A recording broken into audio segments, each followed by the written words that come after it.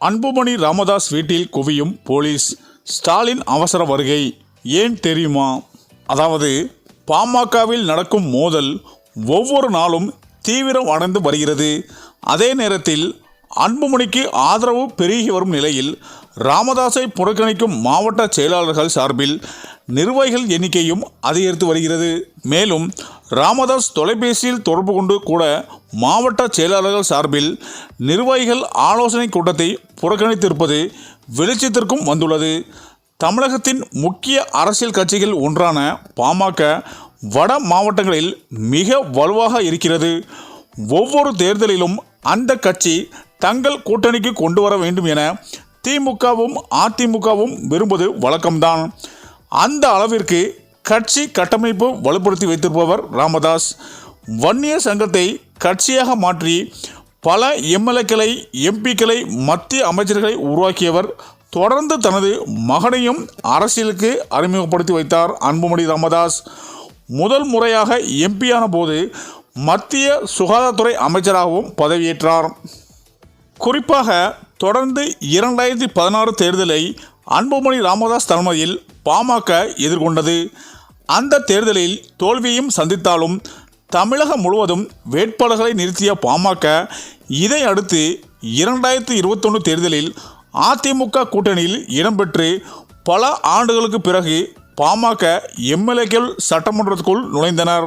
இது ஒரு புறம் இருக்க 2026 தேர்தலை மையப்படுத்தி பாமகவுக்குள் உட்கட்சி விவகாரம் வெடித்திருக்கிறது. இளைஞரணி தலைவர் நியமனம் தொடர்பாகவும் கூட்டணி தொடர்பாகவும் நிறுவனர் ராமதாஸ் தலைவர் அன்புமணி ராமதாஸ் இடையே பிரச்சனை வெடித்துள்ளது. கட்சியின் தலைவர் நான் தான் என ராமதாஸ் அறிக்கை வெளியிட பொதுக்குழுவால் தேர்ந்தெடுக்கப்பட்ட தலைவர் நான் தான் என பேசி பிரச்சனைக்கு முற்றுப்புள்ளி வைத்தார் அன்புமணி. தொடர்ந்து வன்னியர் சங்க மாநாடு நடைபெற்ற நிலையில் அங்குதான் மோதல் உச்சகட்டத்தை தொடங்கியது. பல லட்சம் தொண்டர்கள் திரண்டிருந்த நிலையில் மாநாட்டில் ராமதாஸ் தேவையில்லாத விஷயங்களை பேசி குழப்பியதாகவே தொண்டர்கள் கூறினர். பல லட்சம் செலவு செய்து வந்தது குடும்ப பிரச்சனை கேட்கவா என வன்னியர் சங்கத்தினர் சமூக வலைதளங்களில் கொந்தளித்ததை பார்க்க முடிந்தது.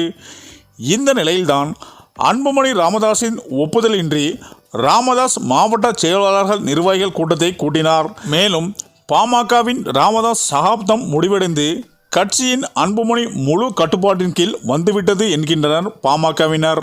மேலும் அது மட்டுமல்லாமல் கட்சி நிர்வாகிகளும் அதிருப்தியில் ஆழ்த்தியுள்ளது.